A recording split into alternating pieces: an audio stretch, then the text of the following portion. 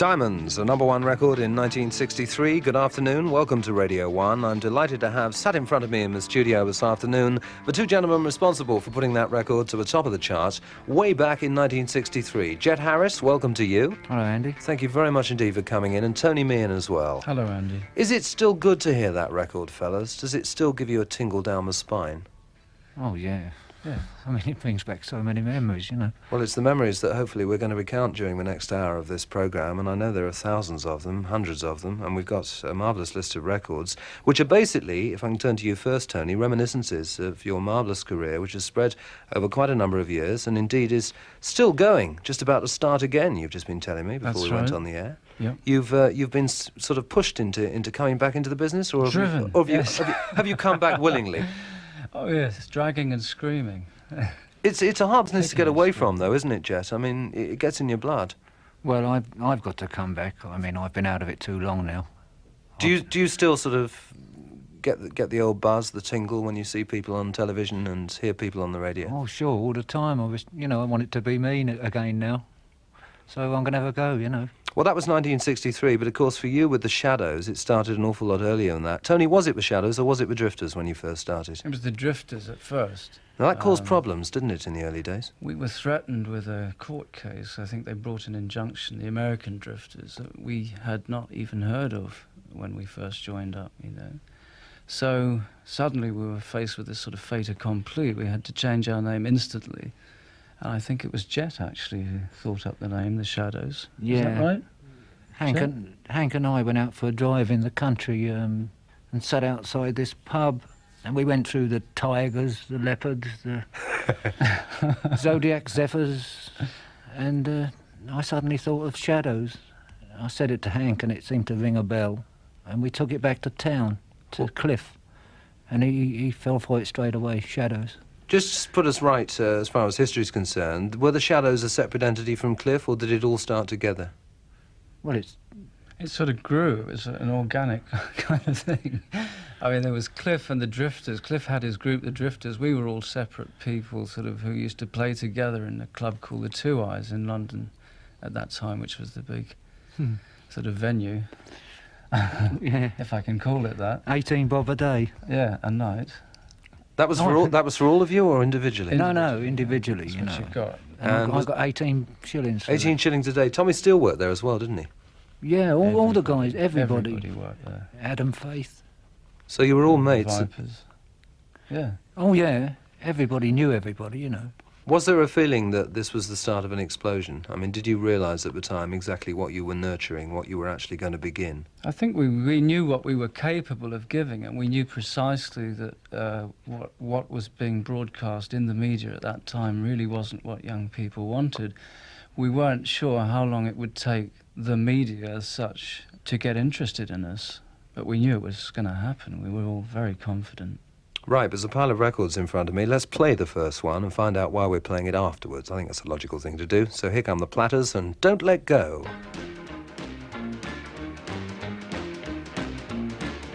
I hear that whistle, it's 10 o'clock. Don't let go, don't let go. Come on, baby, it's time to rock. Don't let go, don't let go. I'm so happy I've got you here.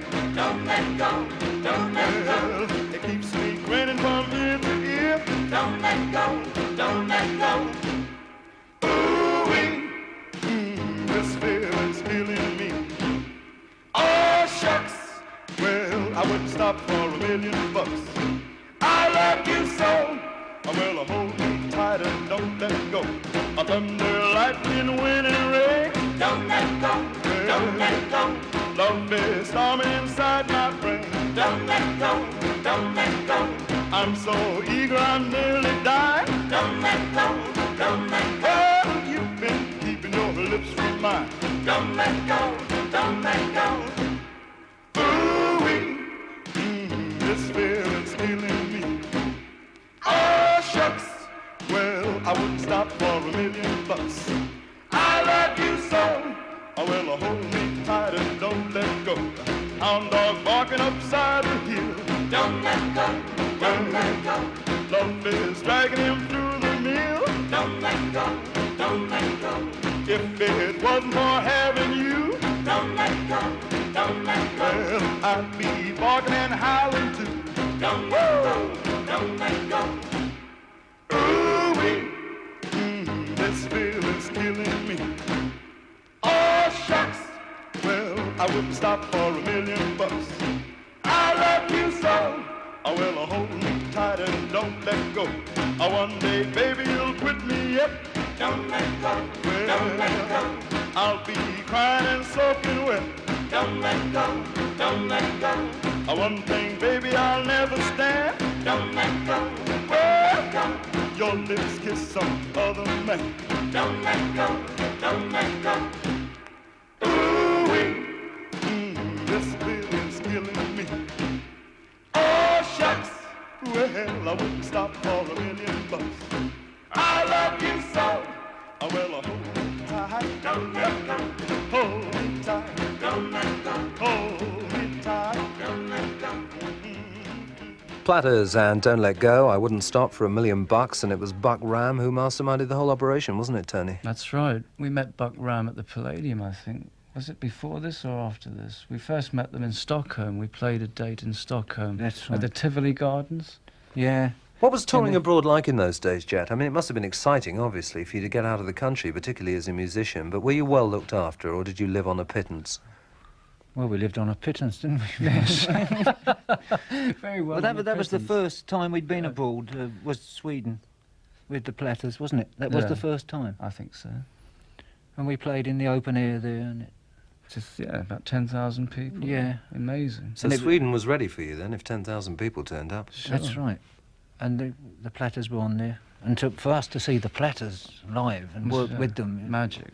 magic, you know. Really incredible. Magical why, though? Because they Well, were we'd from already- America, and America was a long way away, and so they were Yes. legendary people that you just heard on Plastic. And also, you know, we'd seen the sort of first rock and roll films when we were younger, say 3 or 4 years before that, 5 years before that, and the Platters were featured pretty heavily in Rock Around the Clock, I think, and Don't Knock the Rock, a couple of other big rock films. Let's at just that talk time. briefly about the record. I mean, So it was what a have we- direct line, you know what I mean? Absolutely, to yes. Rock and roll, A which is- progression. But that record, I mean, very raw, very basic, and some of the instrumentation interests me. I mean, what were we hearing on there that we wouldn't perhaps hear these days? Well, first of all, there's a string bass you're hearing, which you very rarely hear now. It's all electric bass. And you're hearing just a drummer playing with brushes without a bass drum or even a hi-hat, as far as I can hear.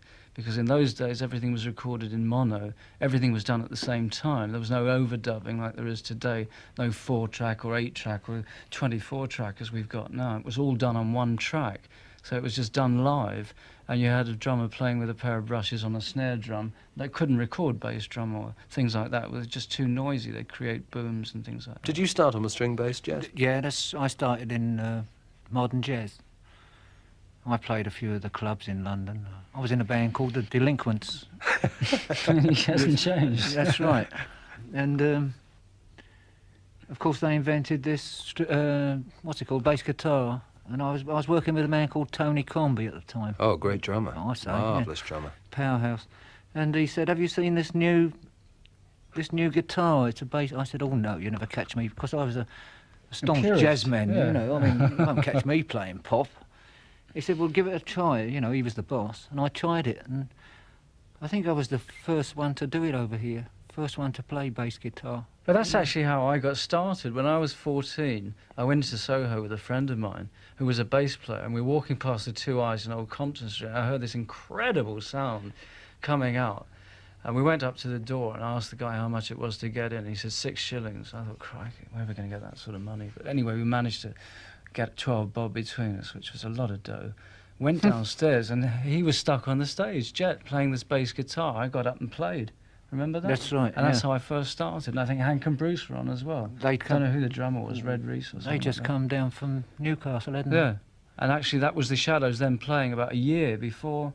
That's right. I couldn't understand a word Hank said. That accent, you You know. still can't. Are you going yam? What's that? I mean, are you going yam? I said, what do you mean? He says, you're going home. I said, oh, yeah, yeah. So you needed translations from That's Tyneside, right. did you? Yeah, Great. old Hank. Well, we've heard from the Platters. We're now going to hear from 3 legends of American rock and roll, and they are collectively Mr. Freddie Cannon, Mr. Frankie Avalon, and Mr. Bobby Rydell.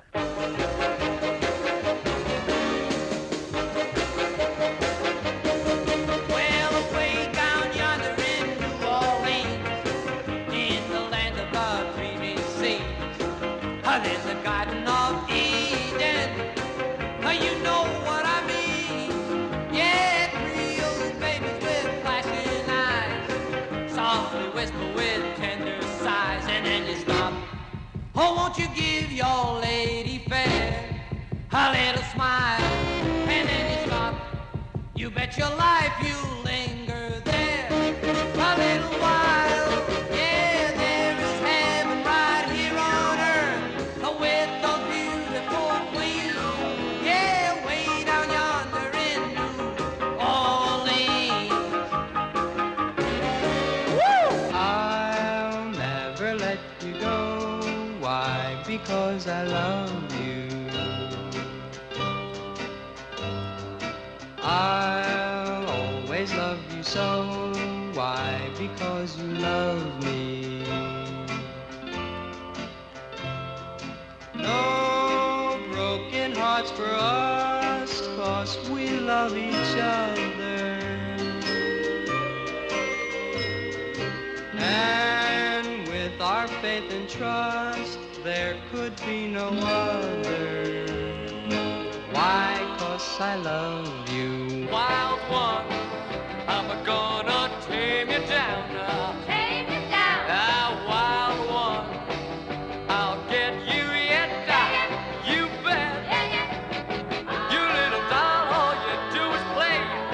You got a new baby every day, but someday it's gonna be me, and only me. Oh, wild one, I'll make you a settle down. Settle down. Wild one, I'll clip your wings and things. You got the lips that are mad about that. I got the lips that'll knock you out. Come on, wild one, be wild about me. Oh yeah.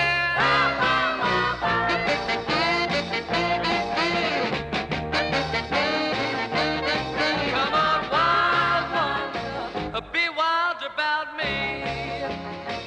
Be wild about me. Freddie Cannon with Way Down Yonder in New Orleans, Why from Frankie Avalon, and The Wild One from Bobby Rydell, three legends of American rock and roll music. Was there in those early days, fellas, a great deal of rivalry? I mean, did you feel that the Stars and Stripes of America needed suppressing and that the good old Union Jack rock and roll style had to be held aloft in this country? No, in no way. I think we went to America in a very diffident way. We wanted to show them that we could play and we were good, you know. We felt we were good and as good enough, as good as them. But I think rock and roll had changed a great deal from the time of its innovation, which we sort of followed with the Jerry Lee Lewises and the Gene Vincents. I mean, most of the people we met in 1960 had never heard of Gene Vincent or Eddie Cochran. Can you imagine that? And we were sort of brought up on that. It was very southern orientated, you know, and we were into that, the Everly Brothers. So the kind of rock and roll we saw had already started to be packaged at that stage, which was like the Frankie Avalons, the Fabians, the Bobby Rydells. So it was a totally different thing. And I think Cliff sort of was like an Elvis lookalike. That's the way they looked at it. So we were at a bit of a disadvantage in that respect. He went down big in the States, Cliff, because, I mean, he was dressed in this white suit. And Presley was in the army in Germany, wasn't he? That's right. And, of course, he stole the show some nights, Cliff. Went down Very big over there. Was he leaping about the stage, you know, with this white suit on? But nobody really took it seriously, though. English rock and roll, it was unheard of. You know, they thought of It was a England novelty, as, wasn't it, you know, yes, to them? you know. Must have been a marvellous experience, though, to actually go to the United States of America as a working musician. Well, if you can imagine 4 young guys, or 5 young guys with Cliff, stepping off of the aeroplane and seeing the New York skyline, you know, I mean, and touching the ground. Magic. It was, well, what was it like? Absolutely stupendous. We wanted to see everything at once. All at once, the first night, yeah. So you were immediately into the city, into the atmosphere, and not bothered about going to Straight sleep? away. No. Did the enthusiasm actually cover up for the fact that you probably weren't getting much sleep at all, and in fact probably doing yourself no good health-wise? I mean, it was just total enthusiasm and total love of what was going on. Just to be in America amongst these artists and...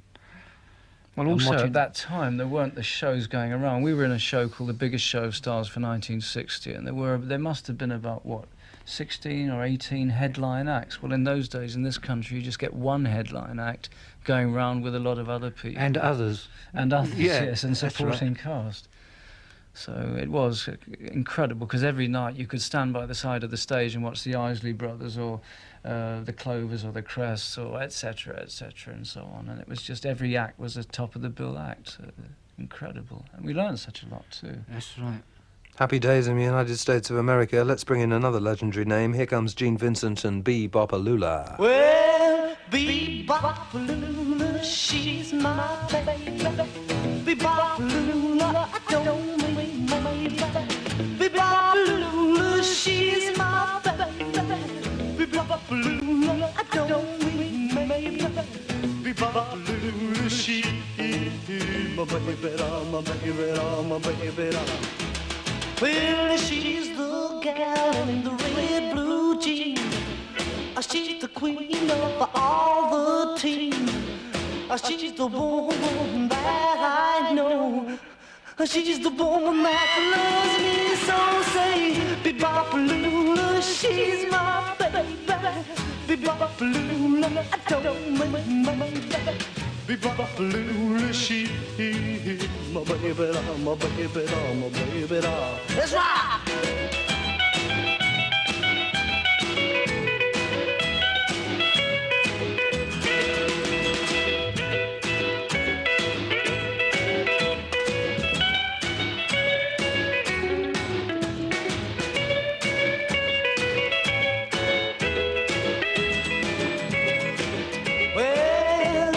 She's the one that's got that beat.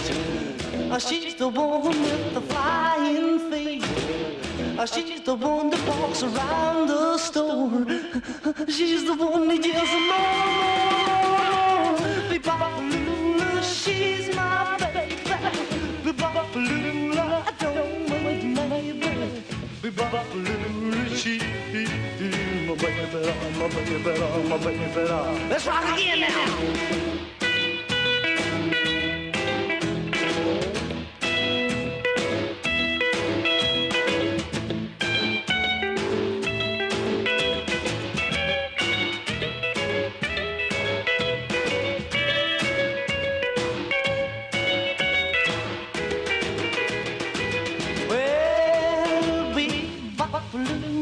She's my baby.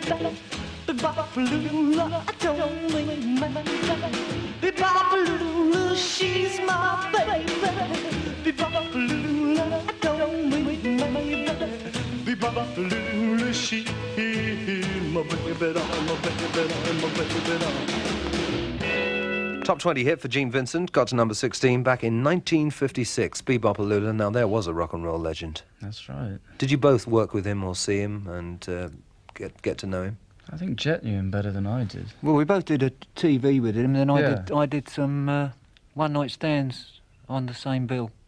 Got to know him quite well. I may be totally wrong, but I must admit, as a punter, for want of a better phrase, he always struck me as being fairly elusive. He was there was a lot of image around Vincent, and it's Heavy. yes, yeah. heavy, Very heavy. sort of not too approachable. Very dramatic, very heavy. A man who took his work very seriously, I think. Oh, Gene was a very funny guy, actually. He pulled a gun on me once, you know. Did he? Yeah, 45. It was loaded too.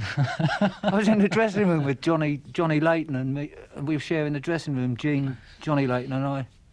And we were combing her hair in the mirror or something, Johnny and I, all I heard behind me was Harris. I turned around and there's Gene with a 45. So I grabbed John Layton and stuck him in front of me. You know. That's right. And then Gene pulled a trigger. No, he didn't. He didn't pull it. The truth about Jed Harris, is he a coward? No, of course he's not. You lived through an era, you worked through an era, late 50s, early 60s, when Tin Pan Alley, which had provided so many great songs for the crooners and the balladeers that had come before, started to realise, I think, that people perhaps weren't too happy with going along and seeing people who got songs to sell to them. They wanted to do their own thing, didn't they? I think about that time, yeah, it started. It was the do-it-yourself, the beginning of do-it-yourself. You know, lots and lots of people were doing things in their garages and doing things with tape recorders and realising, in fact, that you could start a little label, especially in the States, not so much in this country, very much in the States, because the whole sort of musical establishment was so thoroughly and totally out of touch with what was going on, and it was a revolution. How quickly did you two want to contribute? I mean, Jet, when did your interest in writing your own material rather than performing other people's work start? Well, when the Shadows started, I suppose, we all wrote things together. We weren't quite aware of royalties and things, were we? No, or publishing. No. Or publishing. We got We are £100 now. for the first contract we signed, I think, right? Yeah, but Remember look at that? that book I wrote, Drifting with Cliff. With Royston Ellis. I got £100 for that, and it's it sold about 350,000 copies at 3 and 6 a time. Yes. Every time I came out of a stage door, I was signing them, you know. I sold it for £100. Do you think it's as hard for a youngster today coming into the business as it was for you back in the 60s? It's hard. It's hard in a different way. For us in the 60s, we were breaking completely virgin ground. There was nothing before us in this country or in Europe or in the rest of the world. So we were very much on our own, and that is difficult. Today it's different. There's a sort of almost a glut on the market, so it's overkill. Here's a young lady who burst onto the scene at a very tender age. Her name is Brenda Lee. This is called Dum Dum.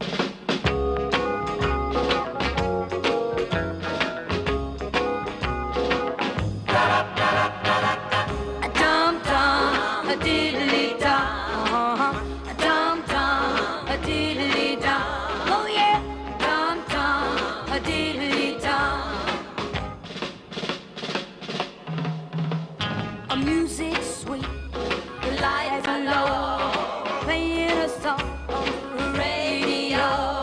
Your ma's in the kitchen, your pa's next door. I wanna love you just a little bit more. Singing dum dum, a diddly dum, dum dum, a diddly dum. Sing it out, dum dum, a diddly dum. Come on, baby, don't you be so shy. You know that I love you, let me tell you why. You got a heart, I know that it's true. I couldn't love you any more than I do. Sing it, dum dum, a diddly dum. Oh yeah, dum dum, a diddly dum. One more time, dum dum, a diddly dum.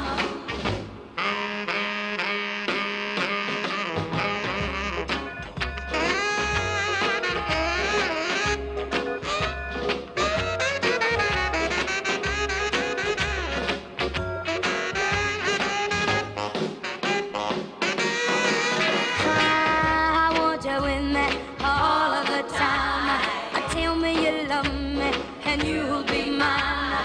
There's so many things that we could do. So say the words and make my dreams come true. Singing a dum dum, a diddly dum, a dum dum, a diddly dum. Sing it out, dum dum, a diddly dum. A dum dum, a diddly dum. Sing it out. An American hit for Brenda Lee. It reached number 4 on the American chart in 1961. Taking you both back to America, that was the era when Alan Freed was fairly legendary on the radio scene in America, and in fact had almost single-handedly brought rock and roll to the great American public. And that wasn't happening here. Were you aware of that, Jet, when you went over there? I mean, was radio one of the things that you found time to listen to? Because it must have been a very different sort of radio to the old third programme, light programme and home service back in Britain. Oh, yes. Well, it's the same as the television over there. There was rock on the television over there, you know. Dick There was Clark. about 13 programmes. Remember that? Dick Clark's show? Dick Clark's show, That yeah. was the big one. And the radio, I mean, you just turn the thing on any time during the day and there was something on over there. Let's come back to Brenda Lee and Dum Dum, one of so many hits for a very young lady, wasn't she? That's right. Was she chaperoned at the time? Yes, I did. I don't think Tony was with me. I did a few shows with her on my own. And I used to watch her side stage, you know. And every night, and her mum, her mum used to ask me what I used to think of her little girl every night. And I don't know if she was looking for a husband for her or what. But every night, what do you think of my little girl? And I say, oh, she's very good, you know. And anyway, I stopped watching her in the end because Mum kept asking me what I thought of her. I still don't know what it was all about. Not so funny. It comes back to you very readily, both of you. You seem to have very good memories. I mean, obviously at the time you didn't realise how much you were going to have to pack into the annals of your brain, which sort of remember things like that, but it does seem to flow fairly easily. Do you often spend time nowadays sort of reminiscing, going through old files, photos, what have you? Well, yeah, it's funny. Sometimes you'll hear something, like a record, like especially revivals, and they'll bring back a whole time or a whole era to you. Yeah, I think that's what helps. It all goes in. I mean, you forget very little of it. It was such an exciting time, really. You give me the impression that you both thoroughly enjoyed all of it, but there surely must have been downs as well as ups. Yeah, but not really. I mean, when you're 16, 17, and the other great thing was we felt, in a way, the way all pioneers do, you know, you feel very strong and you feel full of the joy of your cause. The business had a vitality then, you know, when you think, like I was saying earlier about the mono thing, where everyone got in the studio and recorded together. Everybody was part of a single organism, whereas now you can go in 3 months after someone's laid a track down and lay on a guitar. So I mean, the whole thing's become very impersonal. So it was a fantastically extraordinary sort of atmosphere in a recording studio when you had everybody doing it all together at the same time. And at the end of it, they'd play the whole thing back to all the musicians. So everyone had a place, you know. It was a different, completely different experience. As I say, you know, the vitality was extraordinary. I was mentioning Alan Freed and the American rock and roll explosion as far as radio was concerned. You've mentioned Dick Clark. What about here? Because Jack Good had Oh Boy under his thumb at around about that stage, didn't he? Oh Boy was Fantastic show, that. Yes, it was a real milestone in this country. I would say Oh Boy was the milestone in television and in musical television. At that time, all kids watched it. I mean, the 6-5 special was before that, I think. Well, that was Pete Murray and Josephine Douglas, that was wasn't big, you know. But Oh Boy was really right on the nose, right on the button. He got it just right. The atmosphere in that show. Well, there again, you see, it was all done live. Segue from one thing to another. Everybody was part of it. Let's go back to America musically. One of the greatest black singers, I think, ever to come out of the United States. Tragically, his career cut short. The late, great Sam Cooke. This is Cupid.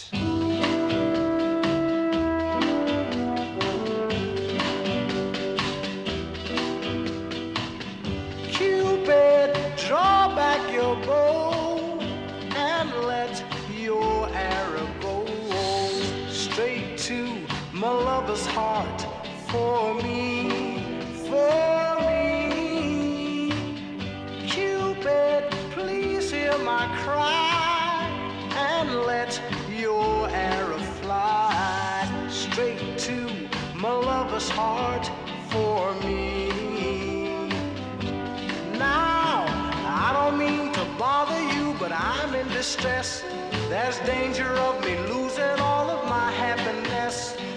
For I love a girl who doesn't know I exist, and this you can fix. So, Cupid, draw back your bow and let your arrow go straight to my lover's heart for me.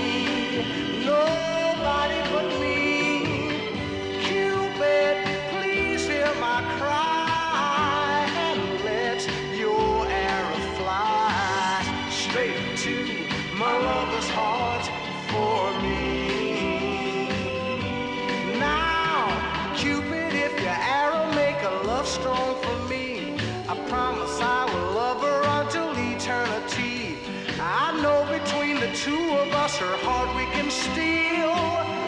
Help me if you will. So, Cupid, draw back your bow and let your arrow go straight to my lover's heart for me. Nobody but me. Cupid, please hear my cry.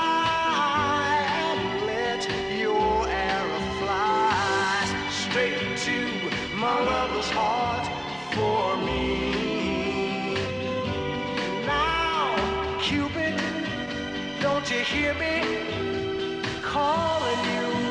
I need you, Cupid, help me. Just one of so many great songs from the late great Sam Cooke, and Jet Harris and Tony Meehan, our special guests on Radio 1 on this Tuesday afternoon. It's great to have you here, fellas. Jet, you're full of great stories about your years in the business. What about Sam Cooke, and indeed, what about America? A couple of stories, I think.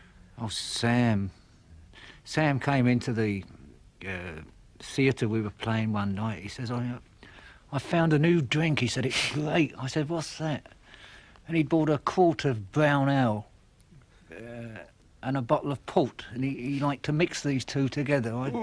And Sam used to sit in the dressing room and drinking this stuff, and he'd drop off to sleep, you know, and he was nearly on stage, and his road manager would come in and say, you'd think to yourself, this guy's never going to make the show, you know, this guy's just not, he's out of it.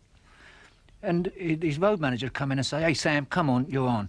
Snap to his And this guy would stand up, and he'd go, and we had curtains in those days, you know, in these theatres, and he'd stand behind that curtain, and the minute that curtain opened, he was alive. And he used to, we always thought he used to get the audience with his hands. Great man with his hands. He'd really... Beautiful, yeah. And then he'd do a complete show, and you know, and then go back into the dressing room and go to sleep again. So very much a Jekyll and Hyde character, really. Yeah, but to see this guy like Very a dormouse, you professional, know. though, yeah, incredible. Didn't you have a run-in with the sheriff once in America? Well, Tony, oh yeah. we were in Dallas, and at that time, I don't know how old were you then? Well, I was 20. He was 20, I was 16, and we were in Dallas, and Jet said to me, listen, he said, I fancy a drink. I can't go into a bar, because he looked about 16 himself, you know, so... We used to go to the liquor store, you know. Yeah, so he said, could you come over to the liquor store with me? I'll get a bottle of bourbon. So the two of us went over to the liquor store. And I was 16, right? And looked about 12. And I was the mouthpiece in the shop. I sort of stood there, and he was ordering the bourbon, and the guy was getting it up, and suddenly he stopped. And I looked in this mirror, and I could see behind me, coming in the door, were these two guys with guns, you know, who made John Wayne look like Ronnie Corbett, you know, really. The 10-gallon hat and everything. Yeah, the 10-gallon hat, the and spurs, star. and the whole bit, you know. And I saw them, and I legged it out the door immediately. So I was left with this sheriff. You know. He said to me, "What do you think you're doing?" And I put on my deepest voice, of course. I said, "I'm buying some drink." He said, "Well," then he heard my accent. I said, you know, I've drunk in all the pubs in England. He said, but you're not where you come from, you're here. He said, and you're not to drink here. But he let me go, you know. It was a bit frightening. Bit close. Yeah. You've got to show your driving licence and everything over there. You know, I mean, all musicians drank, didn't they? I mean, to us it was... so, yeah. As soon as they could walk. Yeah. But we're here to tell the story, you know. We're not in some Dallas cell. Exactly. We're very pleased you are here too. Let's play a record by four lads from Liverpool who in 1963 went to the top of the British chart with this song and did a lot else besides, and we'll talk about the Beatles after this. She loves you, yeah, yeah, yeah. She loves you, yeah, yeah, yeah. She loves you, yeah, yeah, yeah, yeah. You think you've lost your love? Well, I saw her yesterday. It's you she's thinking of, and she told me what to say. She said she loves you, and you know that can't be bad. Yes, she loves you, and you know you should be glad. She said if you hurt her so, she almost lost her mind. But now she says she knows you're not the hurting kind. She said she loves you, yeah, yeah, yeah. She loves you, yeah, yeah, yeah. With a love like that, you know you should be glad. You know it's up to you. I think it's only fair. Pride can hurt you too. Apologize to her, because she loves you, and you know that can't be bad. She loves you, and you know you should be glad. She loves you, yeah, yeah, yeah. She loves you, yeah, yeah, yeah. With a love like that, you know you should be glad.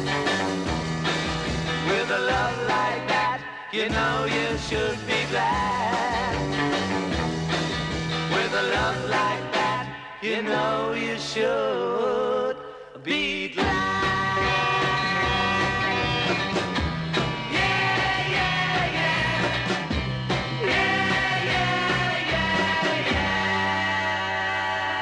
She Loves You from who else? The Beatles, a legend on Merseyside for a long time, and then, of course, a national and worldwide legend as their, facts, figures and phenomenon spread before them and the whole of the music business.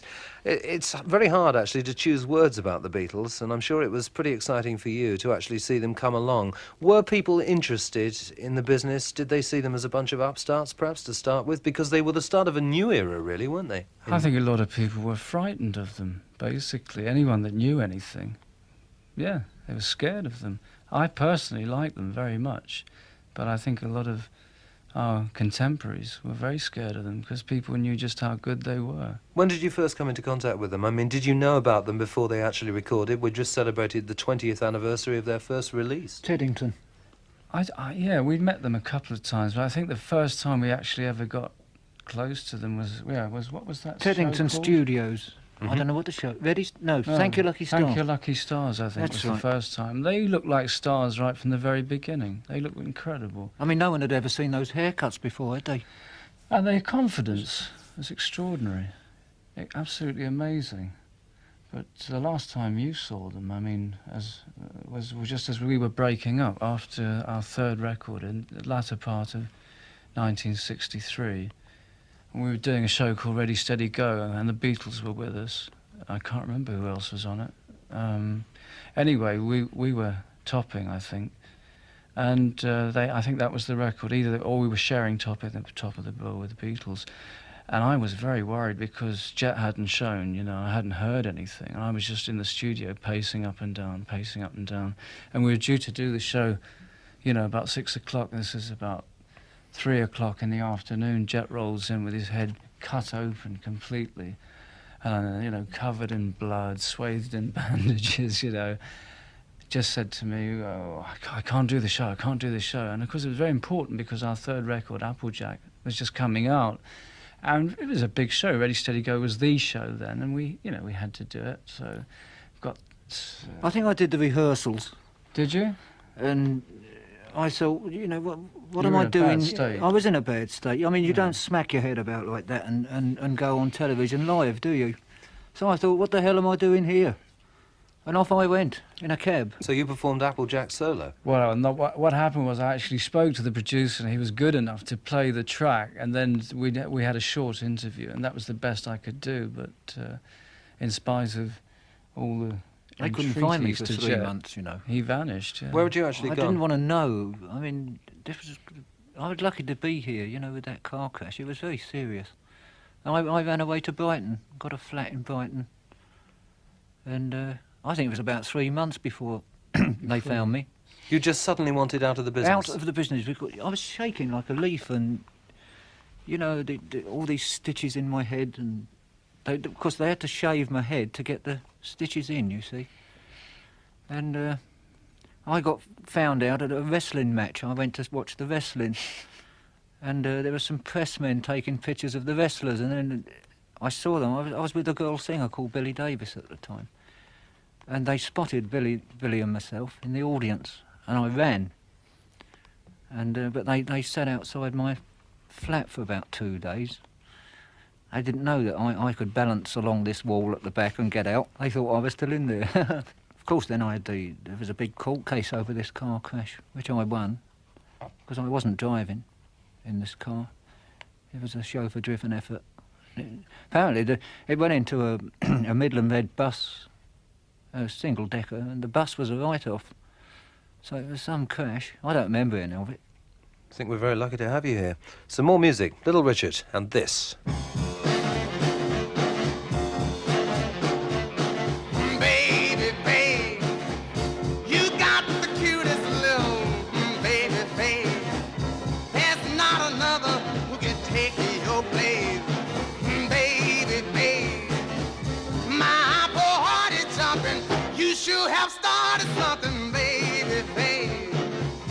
I'm up in heaven when I'm in your firm embrace. I didn't need a show 'cause I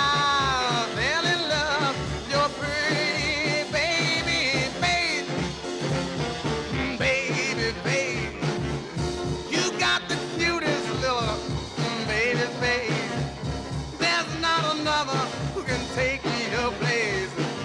Baby, baby, my poor heart is jumping. You should have started something, baby, baby. I'm up in heaven when I'm in your firm embrace. I didn't need a show, 'cause I fell in love with your pretty baby face.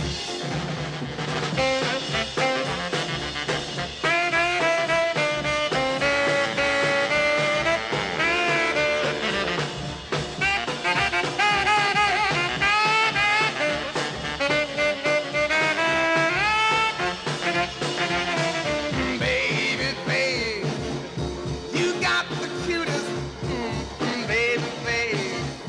There's not another who can take your place. Baby, baby, my poor heart is jumping. You should have started something, baby, baby. I'm up in heaven when I'm in your calm embrace. I didn't need a show, 'cause I fell in love with your pretty baby face. Babyface from the one and only Little Richard. Now, the last time I saw him on television was very recently in his role as a born-again Christian and black preacher of the highest order, but right from day one, I mean, there was a character, the Georgia Peach they used to call him, did they not? That's it. Is that right? Yes, that was one of his appendages and one of his nicknames. I'm sure you've got some happy memories of Little Richard. Richard, he's outrageous. We played Liverpool in the Empire there, and they on a Sunday, I should never forget, they've got a watch committee. You're not allowed to dance on stage, you're not allowed to move, you've got to stand there like a rock. You're not allowed to wear stage makeup. Well, this didn't suit Richard. So I finished his act before it started. what did he say? Before we left the hotel, you honey, mean? he says, honey, they can't do this to me. Anyway, he said, I'll have them, he said. He said, because they threatened to pull the curtain, the safety curtain down on you, you know. So he said, I'll have them. And he was leaping about, cavorting about the stage. And what he did, he shoved the grand piano down to the footlights so that they couldn't close the curtains. Couldn't get the safety curtain And down. then carried on singing. But they're very tough. It used to be, always remember Liverpool on a Sunday night. No makeup, no dancing. And the lighting, I think, didn't they have the thing Oh, about I don't lighting? You could know. only use certain spotlights and I all this mean, kind of thing. consider Cliff and the Shadows. I mean, our act, yeah, there was a Was lot all- of lighting all the and movements. stuff like that, yeah. and lighting.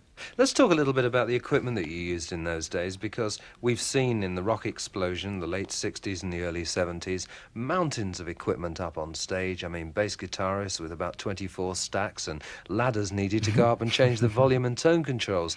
You were using things like Vox AC30 amplifiers, AC30s, weren't you? Right, that's right. Well, we used to carry our own gear too. Remember that? You No know. road managers, no. Well, you had one guy who sort of help you in, and He'd do that it for kind of love, thing, you know. We yeah. never paid him. Did you think you were loud, though? I mean, this is the important thing. Looking back, Jet, did you think that when you went on stage at a theatre, you used to make an awful lot of noise? Oh, we've had managers we've tell complaints, us, yeah. loud, but to turn down, you're far too loud. I mean, how can you be loud with an Oh, AC30? We were loud for those days. I mean, I used to use military drumsticks. I don't know if you know what they The are. big, They're thick about 3 ones. times Yep. as thick as ordinary drumsticks to play in stadiums. So I had to do that in America because in those days the drums were never mic'd. So you had to really make a lot of noise, and that, of course, gave me the wonderful physique I have today. Did you, during the course of your career with Cliff and the Shadows, do Sunday night at the London Palladium? Many times, yeah. What was that like to do? Because to so many people growing up in that era, Bruce Forsyth or Norman Vaughan, whoever was the compere at the time, Sunday night was Sunday night at the London Palladium. You never missed it, the silly old stage going round and that wonderful music. But what was it like as artists? I mean, were you just shoved on and shoved off, or was it really prestige? Hard work, because Yeah. usually the Saturday night we were somewhere in it like Ashbury de Loziche or somewhere, you know. or Aberdeen, yeah. Grimsby or Usually. They somehow rigged it so we were You know, about but you 300 can miles away. you can take it at that age. We did 7 months at the Palladium, didn't we? A That's season. right, yeah. What was that like? Was that really tedious going back? But it was and like doing- clocking on, you know. Towards Yes. the end, yeah. 9 to really 5. boring. That's right. Yeah, I never forget, I left a piece of salmon in the... I left a piece of salmon. Someone gave me a huge piece of salmon, and I left it in the dressing room for an entire weekend. While we went and did some one night, and when we came back, it was floating, wasn't it? Floating round. What about the time, though, when you felt, the two of you individually, that you wanted to go solo and that the Shadows was going to be past history as far as you were both concerned? Was that a difficult period to negotiate, or was it something that came about fairly naturally? No, I think it was more luck than judgment, in a sense, because I'd left the Shadows about the time when it had turned, if I may use the term, into it moved away from the rock and roll sort of thing and got more into the cabaret sort of type act that it did become. It was safe and everyone, wearing bow ties and that sort of thing. I don't know, I sort of got a bit fed up with the variety aspect of it, in terms of, vaudeville sort of thing. That's what we turned into, a sort of vaudeville act, Jet, what about those summer seasons? Were they fun? I mean, Blackpool for a summer season, I would think, could have been enjoyable. Oh, yeah, we used to get a nice big house between us, I mean, it's fantastic. I mean, you're on the beach all day, and you've only got to do, you do 2 shows a day. And 6:30, 8:30, wasn't it? And wasn't there And three on Saturday. 3 on a Saturday, yeah. And then that awful drag on Sundays to a gig. Well, that was the thing, wasn't it? You'd sort of be working 7 Out to days a week. Mongolia or somewhere. And presumably at this stage you were all still on wages. Yes. That's right, we were, weren't we? Yeah. Am I allowed to pry? I mean, Sure, just to help enlighten yourself. people? Well, we started off, I think, when we were at the Palladium, we were getting the princely sum of £20 a week. I think... 25. No, we negotiated, don't you remember? You've been conned out of a fiver there, Mr. Meehan, by the sound of it. We pushed it up to 25 after a lot of wrangling, but, I mean, there was a lot of resistance.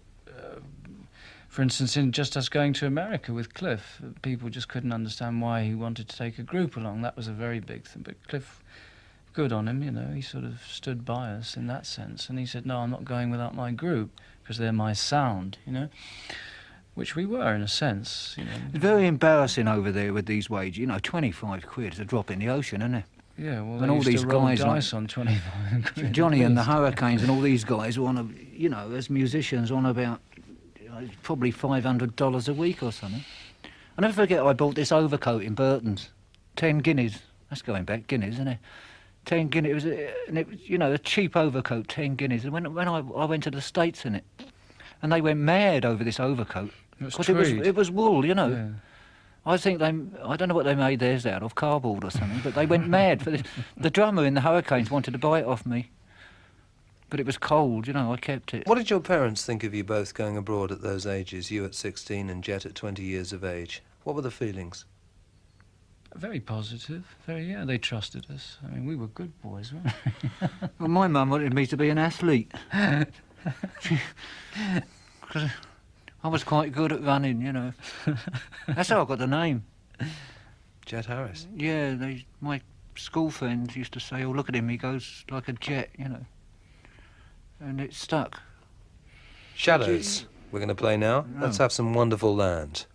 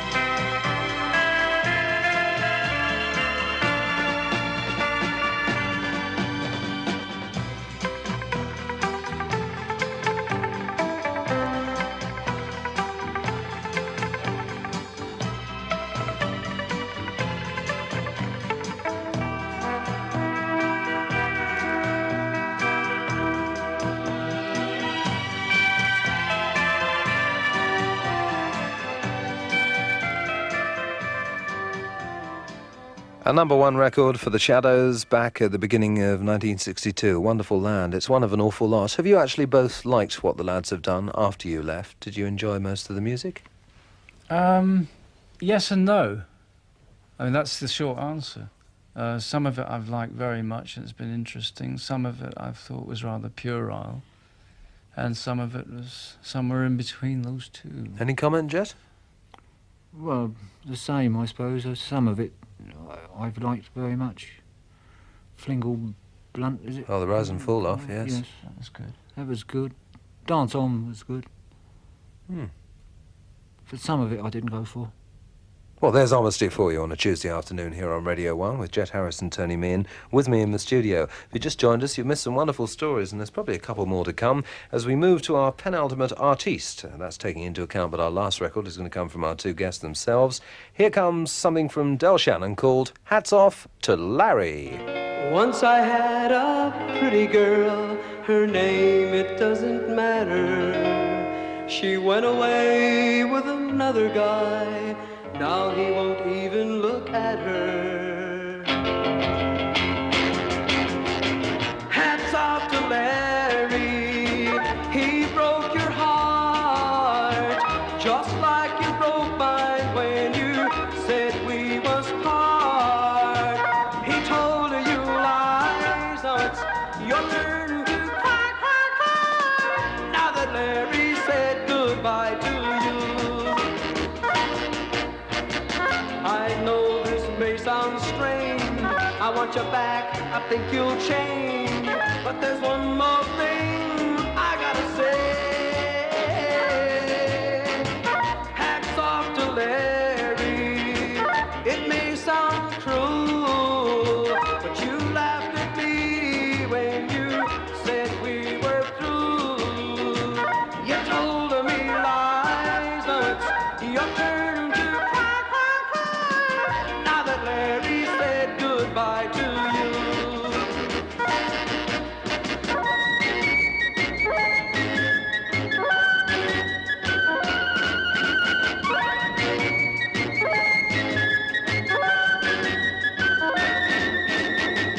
Hats off to Larry, it may sound cruel, but you laughed at me when you said we were through. You told me lies, now it's your turn to cry, cry, cry. Now that Larry said goodbye to you. To you.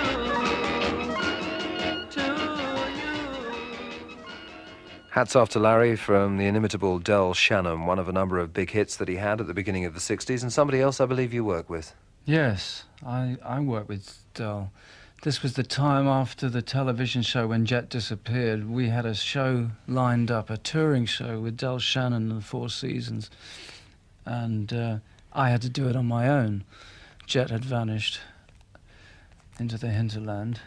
And we opened in Dublin. It was a nightmare for me because I'd never been on stage on my own, you know, fronting a band before. I had to get an extra guitar player in. An unknown then called John McLaughlin. Oh, you're joking. Yeah, he was the guitarist. Played with you? Oh, yeah, John Paul Jones on bass from Led Zeppelin. Oh, let's hear John about this. Come McLaughlin on. was the guitarist. I'm trying to remember some of the An others. unknown called John Joe McLaughlin. Moretti What a was, wonderful yeah, phrase. a lovely band.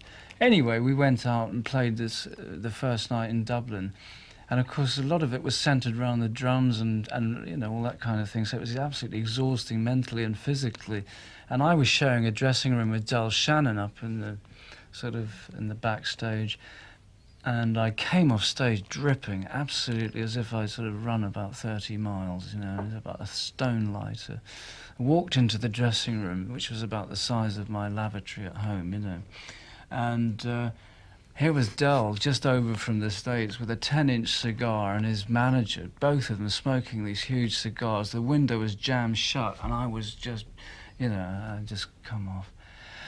And I couldn't breathe, and I just walked into this dressing room. The smoke hit me. It was like a Turkish bath anyway, you know, and all this cigar smoke. And I walked up to the window, and I just went, And I hit the window to open it, and of course immediately put my hand right through it. Which is about the last thing a drummer needs to do. The very last, you better believe it. So, I mean, the final sort of thing on that was they had to get a doctor and stitch my hand on the dressing room table.